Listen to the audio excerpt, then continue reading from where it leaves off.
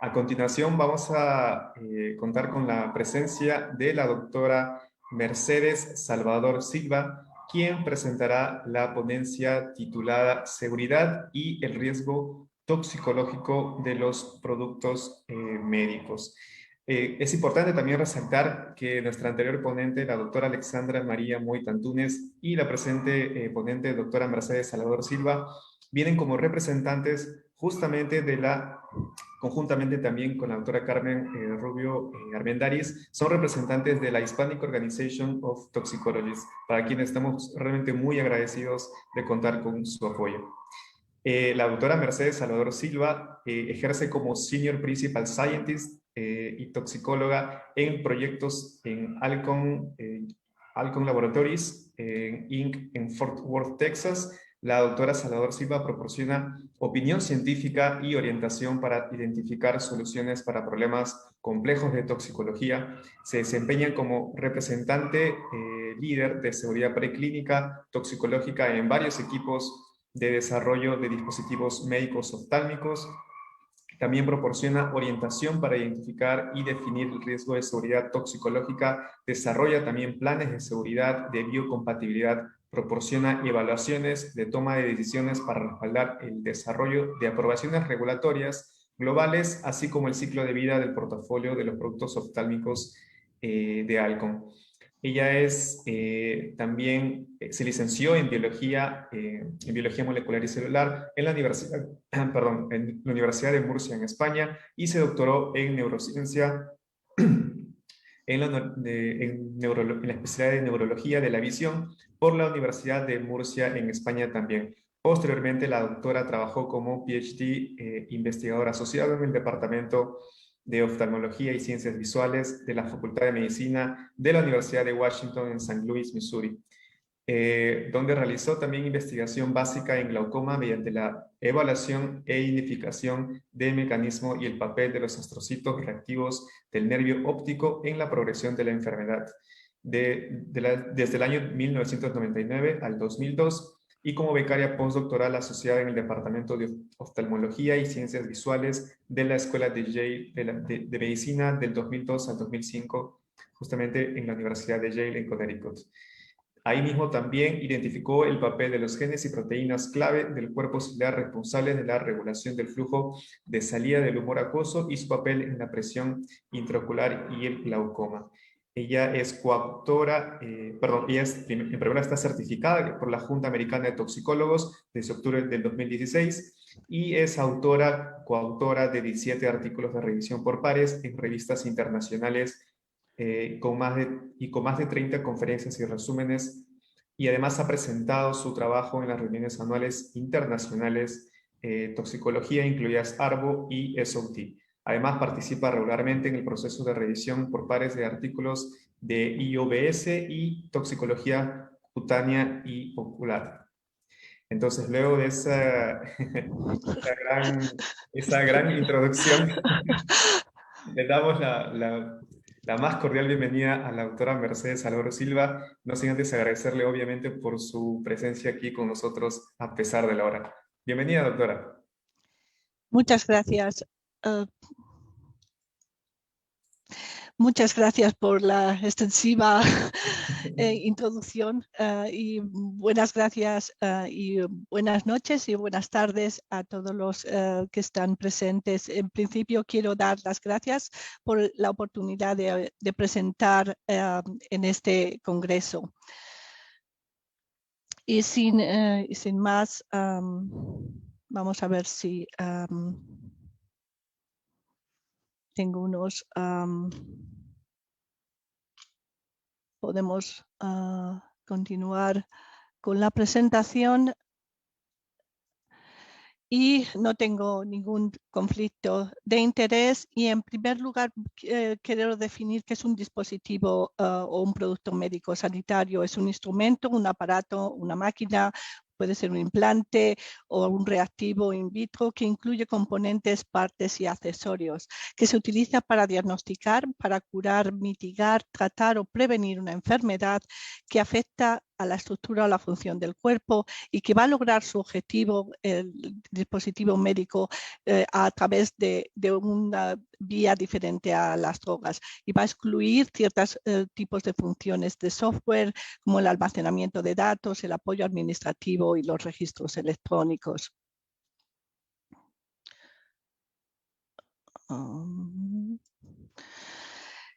A la hora de realizar estudios de riesgo toxicológico de un dispositivo médico de la salud, es importante entender cuál es la regulación a la cual va a estar sujeta dichos productos. La evaluación de los productos médicos y de la salud está regulado por la serie de estándar 109-93 de la Organización Internacional de Estandarización, la ISO estándar, a la que referiré en algunas ocasiones como la estándar de compatibilidad. Además, para los productos que se regulan en los Estados Unidos, se sigue la guía de la Administración de Drogas y Alimentos en los Estados Unidos, la US FDA, para el uso de la parte primera de la estándar de 109-93. Y para los productos que están regulados en Europa, se sigue la regulación de los productos médicos europeas MDR. La serie de estándares de compatibilidad biológica está compuesta de aproximadamente 25 secciones que incluyen los estudios y los requerimientos para las respuestas biológicas estratégicas de riesgo. Por ejemplo, la parte quinta de la estándar describe los estudios de citotoxicidad, y la nueva parte 23, que fue aprobada en enero de este año, describe los estudios de irritación e incluye en estos estudios los estudios in vitro de irritación. En esta presentación me voy a centrar en la parte primera y la parte 18 de la serie de biocompatibilidad. Como hemos dicho, la estándar 109-93 regula la evolución de los dispositivos médicos, y la guía de la FDA, que fue publicado en el 2016, es un documento que básicamente la agencia americana va a interpretar la regulación del 109-93, y este documento es de gran utilidad y les aconsejo, si tienen la posibilidad de leerlo, es abierto al público, se puede conseguir en la website de la FDA. Y lo que la guía da es entender cuál es el pensamiento de la agencia americana detrás de los requerimientos de biocompatibilidad de los productos médicos. Y la regulación europea, la MDR, se adhiere a la estándar y sigue los requerimientos establecidos en la estándar 109-93. Previamente, la evolución de los productos médicos seguía una serie de que se conoce como una lista de verificación, y el proceso se iniciaba con la identificación de los mecanismos y el tipo de contacto del dispositivo, el tiempo de contacto del dispositivo, y eso daba a buscar en las tablas los requerimientos o las pruebas que se iban a realizar para esos estudios. Entonces, era una lista de verificación. El problema con esta aproximación es que los estudios no tenían en cuenta ni los materiales, ni el proceso de fabricación del dispositivo médico, o el riesgo que la prueba biológica se iba a intentar mitigar. Entonces, en la nueva regulación de la nueva 109-93, actualmente la aproximación a la evolución de los productos médicos está basada en la evaluación del riesgo biológico que surge del uso del dispositivo médico. Y el significado de esto es cuál es el riesgo de los materiales y de los procesos para el paciente. El término de riesgo no es algo nuevo, ya estaba incluido en la versión del 2009 de la ISO 10993, parte primera. Sin embargo, lo que es nuevo es la expectación que tienen las agencias reguladoras de que el riesgo biológico de los productos médicos, al igual que las pruebas biológicas consideradas en base al riesgo biológico, necesitan ser evaluadas y justificadas siguiendo una evaluación de riesgo que tiene en consideración los materiales, los procesos de manufacturación y el uso de los productos médicos. La guía de la FDA también incluye la sección completa del riesgo en la sección 3 y este documento, como hemos indicado, es una gran fuente de información porque va a indicar no solamente cómo utilizar la evaluación del riesgo, pero también cómo utilizar la historia clínica del producto, así como saber dónde, cómo y cuándo utilizar la caracterización química para apoyar la compatibilidad biológica del producto. Y como podemos ver en el título, describen que los materiales de los componentes y los procesos de fabricación y el uso clínico del dispositivo tienen que ser evaluados y que tienen que ser tener en cuenta a la hora de identificar los riesgos potenciales desde la perspectiva de la compatibilidad, para entonces desarrollar un plan y con ese plan determinar qué pruebas de biocompatibilidad o qué otros tipos de evaluaciones se van a realizar para mitigar los riesgos. Hasta ahora hemos estado hablando bastante de riesgo, pero ¿qué es lo que se considera un riesgo biológico? El riesgo biológico lo podemos obtener a través de la definición de la ISO 14971, que define el riesgo como la combinación de la probabilidad de que un daño o un prejuicio ocurra y la severidad de que el daño o el prejuicio aparezca. En términos más fáciles de entender sería cuál es la posibilidad de que el daño ocurra y cuáles serían las consecuencias o la severidad si ocurre. Por ejemplo, si tenemos un dispositivo médico que se utiliza por 5 minutos, pero va a salvar la vida del paciente, pero produce irritación, ¿es apropiado el riesgo en relación a la severidad? Y la respuesta va a ser que sí, vamos a ser capaces de salvar al paciente, aunque tenga una irritación, la irritación va a desaparecer en el momento que vamos a retirar el producto médico. En la evaluación del riesgo biológico se siguen 3 fases, siguiendo la estándar. Se tiene que iniciar la evaluación del plan de evaluación biológico, en la cual vamos a determinar cuáles son los riesgos y cómo vamos a mitigar esos riesgos. En la segunda fase se van a determinar si estos riesgos no habían sido mitigados, cómo vamos a mitigar estos riesgos biológicos, vamos a realizar estudios, vamos a hacer una justificación y en la tercera fase se determina si el riesgo se finaliza el informe de evaluación biológico y se determina si el riesgo se ha mitigado y si el producto es seguro para uso humano. Y esta fase, la fase tercera, es la fase más crítica y incluido en la cláusula 7 de la ISO 10993, clarifica específicamente que se requiere un informe de evaluación biológica y que tiene que ser evaluado por una persona con la educación y la experiencia apropiada para extraer una conclusión del producto que ha tenido en consideración toda la información del producto, todos los resultados de los estudios y que va a concluir que el producto puede ser considerado biológicamente compatible.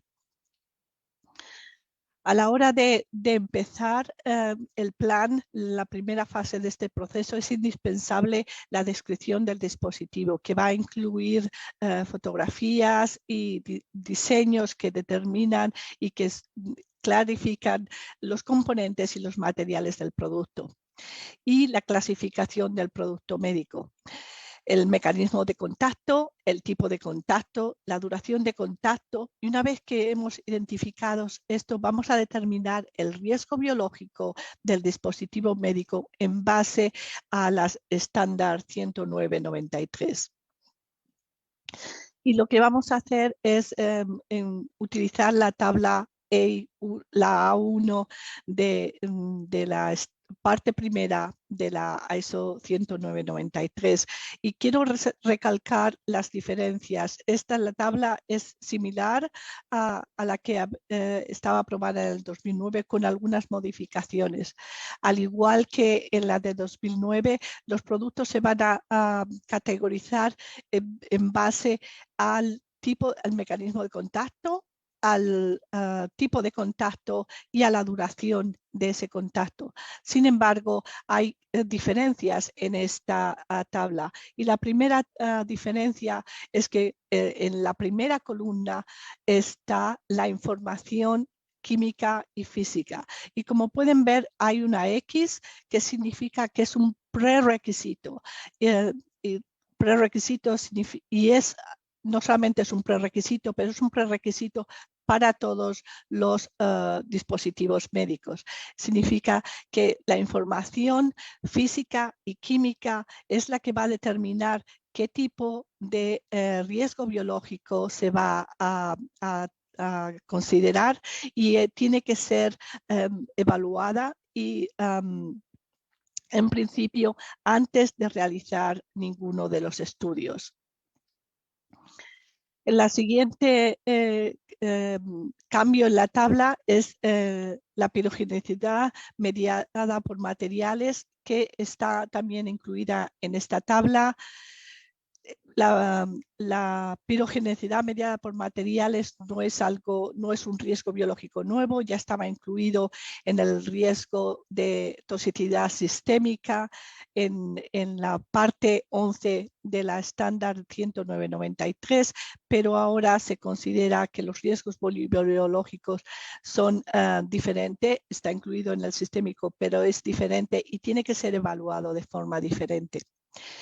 Asimismo, la toxicidad subaguda y subcrónica, que antes estaban acumuladas en la misma columna, se han separado, y asimismo se ha separado la toxicidad crónica.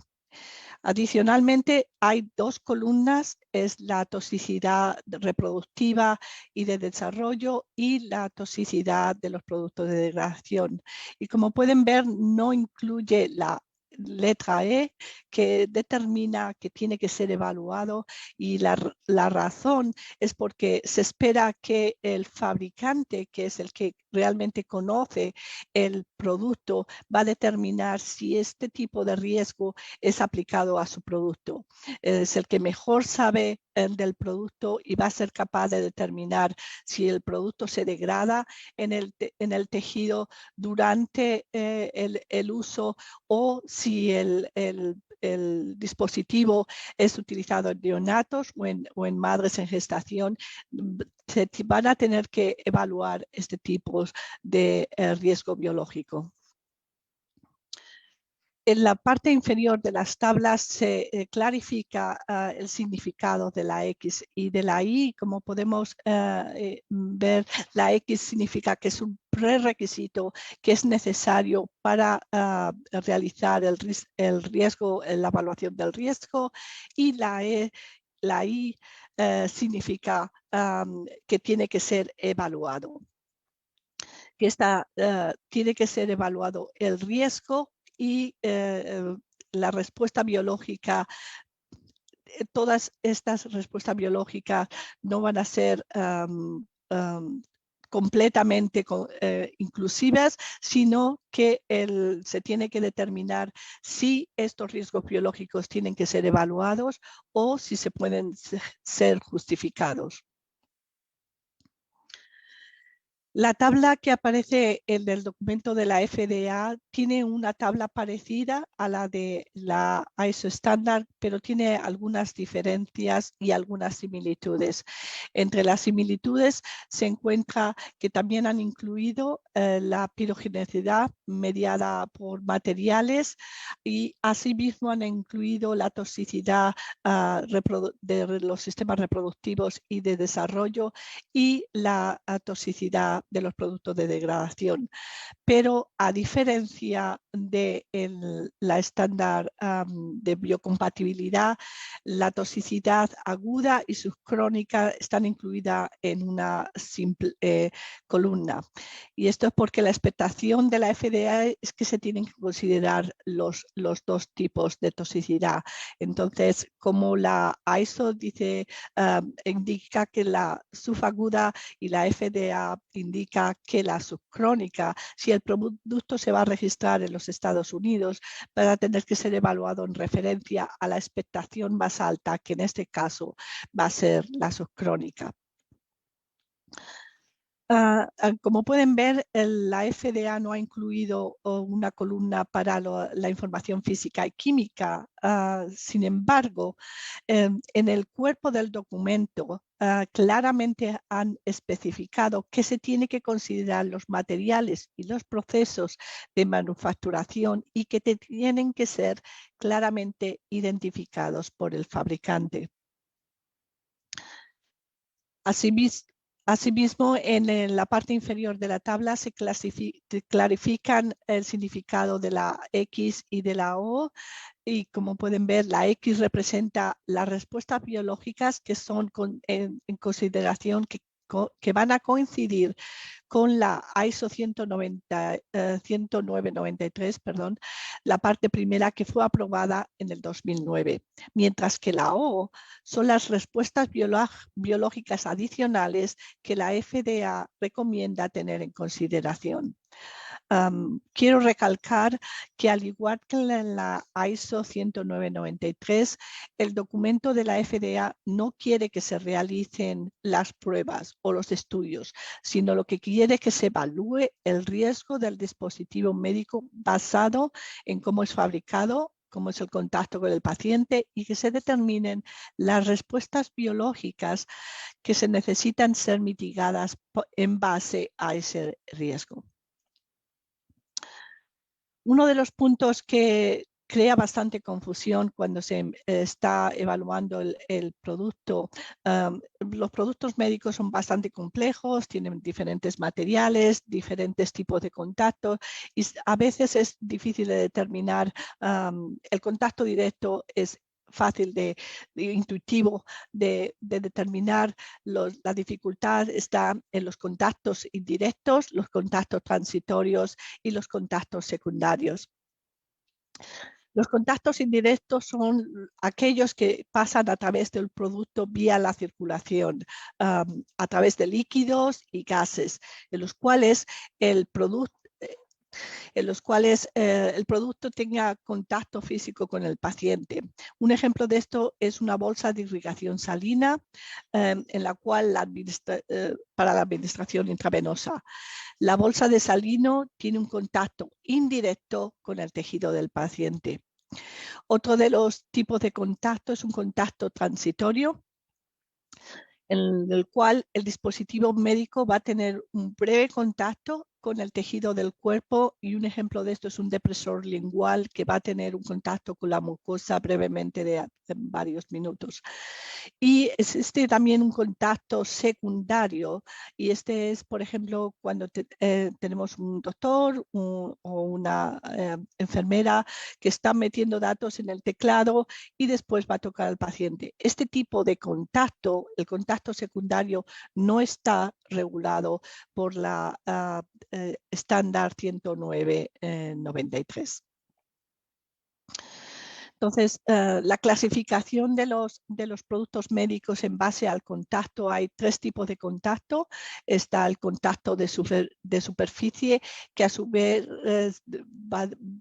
puede ser en piel intacta, membranas y mucosas, superficies comprometidas o con brecha. Y un ejemplo de un dispositivo médico sería un apósito adhesivo. En los contactos de comunicación externo, que a su vez pueden tener contacto directo con la sangre o con tejido, hueso o dentina o con sangre circulante, sería una jeringuilla que se puede utilizar para extracción de sangre. Y en los de implantes tendría contacto con el tejido o con hueso, y un ejemplo de ello es una lente intraocular que tiene contacto con el tejido del ocular, o de un implante que tiene contacto con la sangre. En términos de la duración de ese contacto, los dispositivos médicos se clasifican en exposición limitada cuando tienen un contacto de menos de 24 horas, por ejemplo, un estetoscopio; de exposición prolongada cuando tienen contacto entre 24 horas y 30 días, por ejemplo, una lente de contacto; o de exposición permanente cuando tienen un contacto de más de 30 días, y un ejemplo de ello es un implante de cadera. Una vez que hemos determinado la categoría de nuestro producto, es cuando vamos a determinar los riesgos biológicos en base a la tabla A1. Y si, por ejemplo, nuestro producto es de comunicación externa, con contacto del tejido, limitado por 24 horas, podemos ver que hay una serie de estudios hoy de riesgos biológicos que vamos a tener que considerar. Está la citotoxicidad, la sensitización, la irritación, y todos estos riesgos biológicos vamos a tener que evaluarlo. Sin embargo, el primer paso, como hemos indicado, va a ser obtener la información física y química del producto, que va a determinar si esos riesgos biológicos han sido mitigados o tenemos que hacer pruebas biológicas para mitigarlos. Y la figura de la 10993 nos sirve de guía para determinar a través de preguntas cuál es el riesgo biológico que no hemos terminado de mitigar y que tenemos que mitigar. El primer paso va a ser determinar el producto médico tiene contacto con el paciente. Si no tiene contacto con el paciente, la estándar 10993 no aplica, pero si tiene contacto bien directo o indirecto, va a aplicar. Y el siguiente paso, como hemos indicado, es obtener la información física y química del producto. Cuáles son los componentes, cuáles son los materiales, y cuando tenemos esa información vamos a determinar este material se ha utilizado en otro producto con la misma fabricación y el mismo tipo de esterilización, con la misma geometría y las propiedades físicas, con el mismo tipo de contacto o el uso clínico.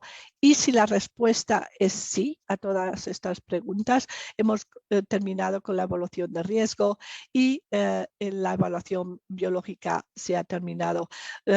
Sin embargo, en la mayoría de los casos hay un cambio en el material, en la fabricación, la geometría, el tipo de contacto, la duración de contacto. Se ha pasado de menos de 24 horas a ser un implante. Se puede seguir utilizando la información química que se había obtenido antes. Eso es lo que vamos a evaluar, y vamos a determinar si se sigue es posible seguir utilizando la información, o si la evaluación basada en la naturaleza y en el contacto ha cambiado. Entonces vamos a determinar qué riesgos biológicos no han sido completados. Vamos a determinar qué riesgos biológicos tienen que realizarse. Vamos a determinar si hay que hacer un estudio o si podemos hacer una justificación, y al final tendremos que hacer un informe y determinar el riesgo final. La caracterización química es nueva hay muchas preguntas, ¿qué tipo de información química se necesita? ¿Qué información química se puede utilizar? Normalmente se utiliza la información que se tiene de si se han hecho estudios químicos en el producto anterior, y una de las fuentes de utilización es los certificados que el proveedor de los materiales puede suministrar al fabricante de productos médicos. Estos certificados hay de dos tipos. Uno de los certificados es en cumplimiento con ISO 10993 y otro de los certificados es USP clase 6 por plásticos. Sin embargo, aunque estos certificados ayudan a tener información química, es importante identificar cuál es la información que el proveedor tiene en estos certificados. Por ejemplo, es posible que a lo mejor este certificado es solamente para los estudios, tiene un estudio de citotoxicidad. Entonces, si tienes un producto que es implantable, va a decirte que es un buen comienzo porque indica que el material es biocompatible, pero van a necesitar estudios adicionales. Además, es importante entender cómo el proveedor ha realizado estos estudios. Era en materia pura, era en material, en el mismo proceso que tu producto y estaba esterilizado el producto. Todas esas preguntas sirven para determinar si la información de estos certificados son plausibles para uso. En otras ocasiones, como hemos dicho, el proveedor indica que el producto es clase USP, clase 6, y lo que hay que clase 6. Y lo que hay que entender es que el USP clase 6 solo cubre la irritación, la toxicidad sistémica aguda y la implantación por 7 días. Y estos estudios no van a satisfacer ninguna de las categorizaciones de los productos médicos. Entonces, si hemos determinado que tenemos una necesidad de información adicional química, lo que vamos a tener que realizar son estudios de extractables y leachables basados en la caracterización de los productos en base a la estándar 10993, parte 18. No voy a describir en detalle este tipo de estudios, pero en principio se van a tener que evaluar los volátiles, semivolátiles, no volátiles y los metales que se van a extraer de su producto en consideraciones en contacto con el tejido del cuerpo. Y una vez que tenemos esta información de los extractos, vamos a evaluar los resultados químicos y vamos a tener que correlacionar estos resultados con la dosis del paciente por unidad de producto médico para determinar en base a la estándar 10993, parte 17, cuáles son los límites permitidos de estas sustancias para uso humano. Y se van a tener que calcular las dosis tolerables, la exposición tolerable o el margen de seguridad utilizando los NOAEL y LOAEL. Una vez que se ha determinado que tenemos que realizar estudios químicos o de biocompatibilidad, vamos a tener que determinar cuál es el artículo que vamos a utilizar en esos estudios. Y la estándar indica que tiene que ser el producto final que incluye la esterilización. Sin embargo, esa va a ser la mejor oportunidad. Sin embargo, porque los dispositivos médicos son complejos, a veces tienen componentes que no tienen contacto con el paciente mezclados con otros componentes que sí tienen contacto con el paciente o son en grandes dimensiones, se pueden utilizar diferentes representaciones del producto. Se pueden utilizar una familia de productos, por ejemplo, cuando estos productos son de diferente tamaño y se van a agrupar en base al producto que tiene las mayores dimensiones. O vamos a crear un cupón que es porque este producto es muy difícil de construir, o porque tiene componentes de gran dificultad. Entonces, lo que hay que mantener es que en estos cupones se tienen que tener representaciones de todos los materiales del producto final, tienen que estar en las mismas proporciones que en el producto final y tienen que seguir el mismo proceso de fabricación, incluido la esterilización, que en el proceso final. También hay quimeras en los cuales se combinan dos productos en el mismo tipo de producto, y hay que tener en consideración que a veces hay que eliminar algunos de los componentes, bien porque no tiene contacto con el paciente o bien porque tienen componentes electrónicos, y los componentes electrónicos van a fallar todos los estudios de biocompatibilidad.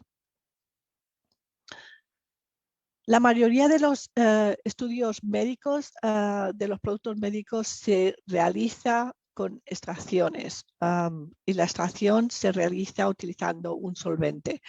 Se utiliza el producto y se va a extraer siguiendo las guías de la ISO 10993 parte 12.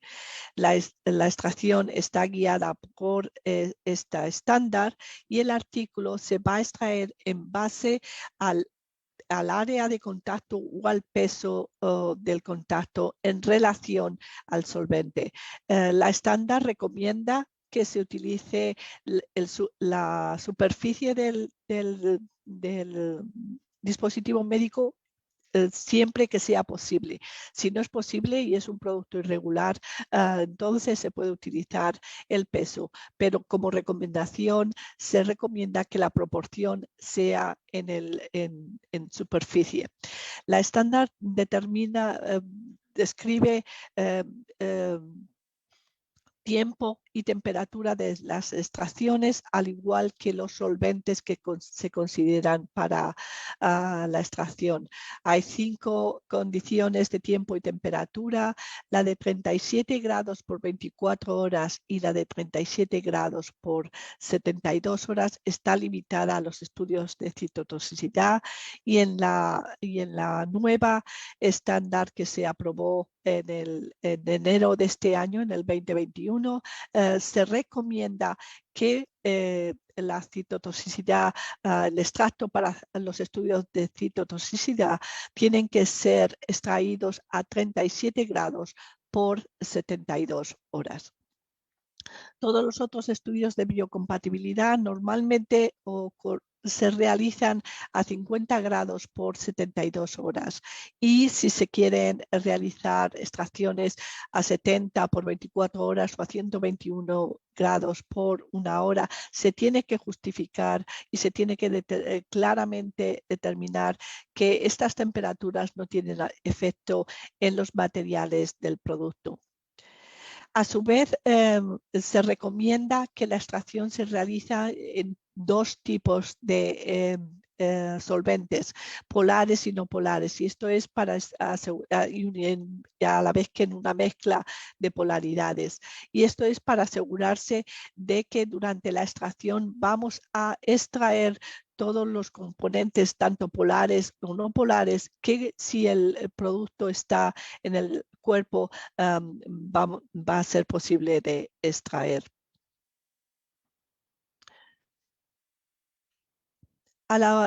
Entonces, una vez que se ha determinado qué tipo de estudios, qué tipo de riesgo biológico tenemos que mitigar, vamos a determinar qué tipo de prueba o qué tipo de estudio vamos a realizar para mitigar ese riesgo biológico. Y se tiene que determinar y se tiene que justificar qué tipo de prueba biológica. Por ejemplo, si hemos identificado el riesgo biológico de citotoxicidad, vamos a ir a la ISO 109-93 parte 5, y hay una serie de pruebas que vamos a poder realizar. Se puede realizar un Elution, se puede hacer un estudio cuantitativo de MTT, vamos a poder realizar un agar overlay, o si el producto va a ser regulado en Japón, es posible que vamos a tener que realizar el método japonés de formación de colonias.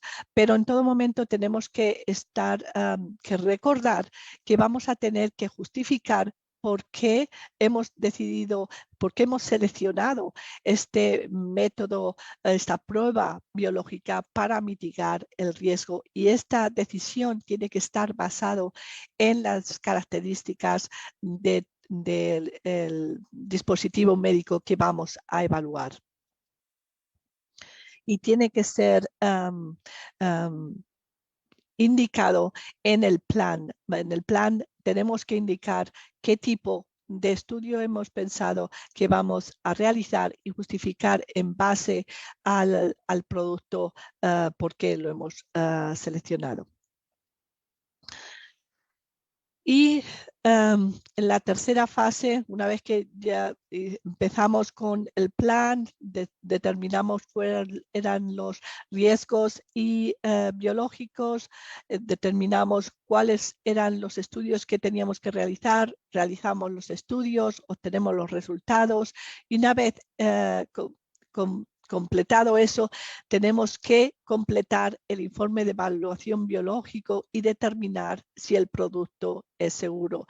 Y esta es muy importante. Es importante tener un informe de evaluación biológico completo.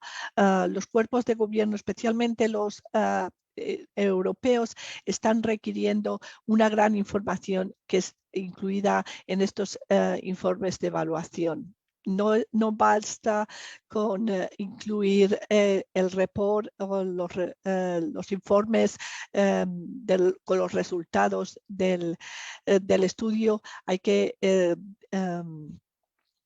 evaluarlos y claramente identificar los estudios. ¿Qué es lo que vamos a tener que incluir? En el informe vamos a incluir lo que habíamos dicho que íbamos a hacer, lo que hemos hecho y los resultados.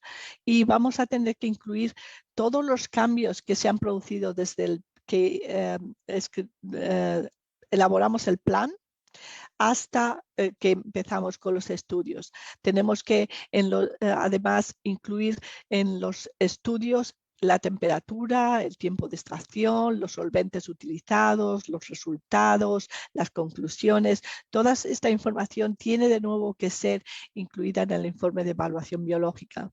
Y hay que incluir y discutir los fallos biológicos y las pruebas. Si ha habido un fallo, si ha habido un estudio de citotoxicidad y se ha fallado, y es posible que estos fallos ocurren. Es posible que se tuviera en el producto plata o otro componente que iba a ser tóxico, entonces hay que justificar los resultados. Si tuviera que finalizar ahora esta presentación, querría dejarles con dos palabras claves. Sería evaluar y justificar. Y recordar que como fabricante del producto, nosotros somos los que mejores conocemos el producto y vamos a ser capaces de describir, de evaluar y de justificar la evaluación de riesgo biológico del producto. Gracias.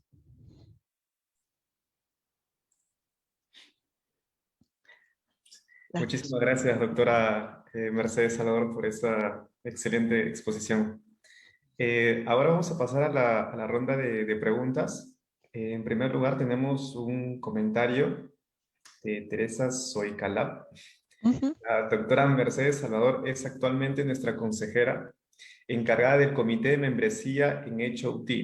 Para todos los interesados en ser miembros del HOT, por favor contacten a la doctora Salvador. Ella es una excelente colega y por supuesto que les apoyará. Por supuesto. Gracias. Luego tenemos, sí, una pregunta de Laura Medina Meléndez, una Mm. compañera también toxicóloga. Ella pregunta, ¿las certificaciones se dan únicamente a un nivel de revisión de documentación o in situ en el proceso de fabricación? En caso sea presencial, ¿cómo lo están manejando las autoridades en estos tiempos de pandemia? ¿Se siguen dando o se están dando ampliaciones de vigencias? Esto porque en muchos países como Perú, esa certificación es de requisito para los registros de dispositivos ante la agencia local.